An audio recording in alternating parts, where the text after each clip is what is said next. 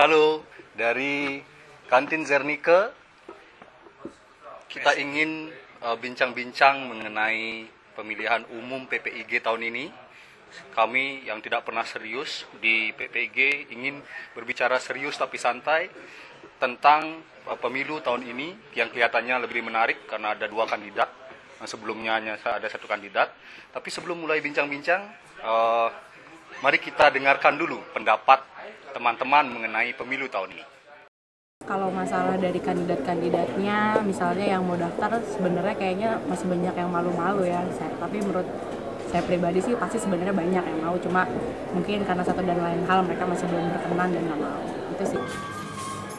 Kuciwa, kirain banyak calonnya, nggak taunya cuma 2. Ya, tapi at least lebih bagusan lah daripada tahun-tahun yang lalu cuma 1. Oke, Ging, setelah mendengarkan pendapat teman-teman mengenai pemilu PPIG tahun ini, menurut lu gimana? Ada yang lu setuju atau ada pendapat lain dari lu tentang pemilu tahun ini? Sebenarnya bagus ya. Sekarang kita punya 2 calon, satu dari UI, satu dari UGM, dan yang jelas yang satunya masih muda, yang satunya udah tua. Ah, jangan bilang tua dong. Jelas Mas Hengki ubannya banyak. Waduh. Oh, ya udah deh. Maaf ya Mas Hengki ya. Anaknya 1. Oke, lanjut Ging. Ya, kita lihat yang muda ini energinya banyak. Masih punya banyak energi, idenya banyak. Kita lihat di video kampanyenya, ide-idenya dia mau jalanin semua program, sampai program The Groomies juga dicuri. Oh gitu ya. Iya. Makanya ada pertanyaan di milis nanti The Groomies nggak ada program lagi. Oke. Oke. Kaki. Ya, bagus. Dan yang kedua, Mas Hengki dia dikenal orang banyak. Sampai orang-orang Suriname, Mas Arsy juga kenal. Jadi mungkin bisa lebih membawa PPI ya. Seperti 2 tahun belakangan ini PPI lebih seperti keluarga gitu ya. Kalau menurut saya. Kalau balik lagi ke calon yang pertama yang masih muda, Theo, programnya banyak, pendukungnya banyak, energinya banyak, dan program-programnya banyak. Mungkin bisa juga kalau mau lebih sukses lagi mungkin bisa ditambahin program tuition fee gratis buat student Indonesia gitu kan. Ya. Mungkin udah Tapi kepilih. udah ada program nonton bareng di Pate katanya. Oh, itu masih kurang. Kalau Masih tuition kurang. fee gratis mungkin lebih itu ya. reliable ya. Jangan-jangan semua orang Indonesia yang datang ke Groningen. Profesornya juga kabur karena nggak ada yang bayar. Serius dong. Iya. Oh, ini serius nih. Tadi gue udah bilang serius. Oke, lanjut. Ya, bagus ya.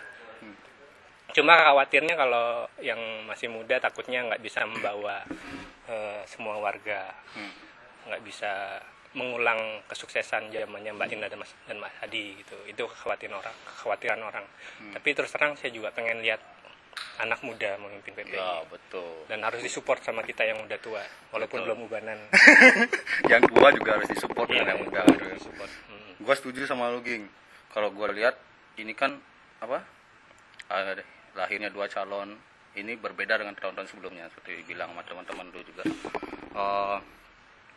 Itu karena sebelumnya dominan mahasiswa Indonesia datang Groningen ini kan menempuh pendidikan S2 dan S3. Ya kan? Dari sisi usia juga udah lebih tua. Udah beranak, 2, istri 2, enggak ya. Ya. Terus sebenarnya munculnya calon Theo itu dari konsekuensi perubahan karakteristik student ya kan. Dan semenjak tahun kemarin ada sekitar 20 atau 30 student Indonesia datang Groningen untuk belajar di level bachelor. Mereka juga lebih muda. Jadi pilihan atau preferensinya pasti beda dengan kita senior nih kan.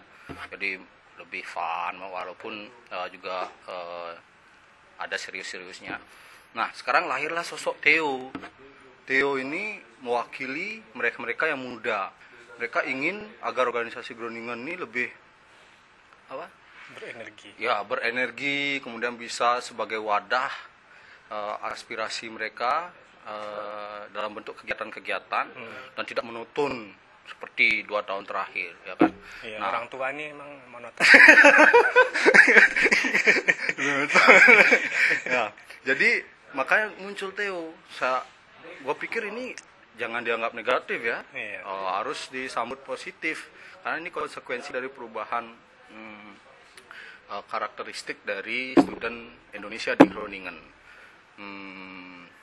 Terus mengenai kemampuan untuk yang muda kita nggak boleh juga menyaksikan, ya kan? Karena siapa tahu nanti yang muda bisa melakukan terobosan-terobosan, kemudian membuat program-program yang lebih lebih spektakuler, fresh gitu kan, lebih fresh, sehingga kita juga nggak bosan dengan program-program sebelumnya. Tentunya Mas Hengki juga nggak, pasti akan ada program-program baru yang berbeda dengan program sebelumnya.